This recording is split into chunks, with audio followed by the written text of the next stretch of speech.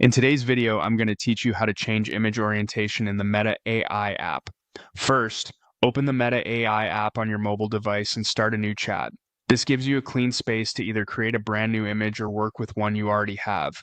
If your goal is to make a new image from scratch, tap the prompt box and describe exactly what you want to create. The more clearly you describe the subject, style, and overall look, the better your result will usually be. If you want to edit an image that has already been generated, open that image and look for the edit option if it's available.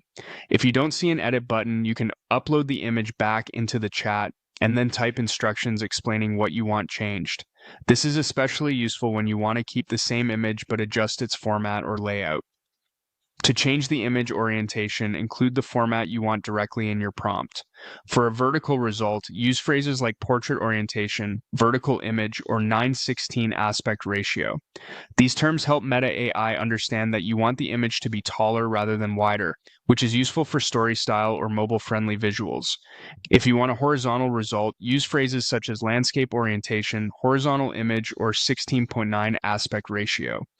This format is often better for video thumbnails, presentations, or widescreen content. If you need a square version, include square image or 1.1 aspect ratio in your prompt so the app knows you want equal width and height. A good example would be something like, change this image to a landscape-oriented 16:9 image while keeping the same subject, style, and details. That kind of instruction is helpful because it tells Meta AI not only the new orientation, but also what should stay consistent.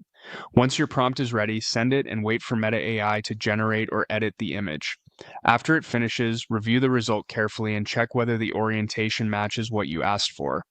It's a good idea to look at both the shape of the image and whether the important details still fit well within the frame. If the orientation isn't correct, regenerate the image with a more specific prompt that clearly states the aspect ratio and orientation you want. Finally, once you're happy with the result, save or share the image using the available options in the Meta AI app.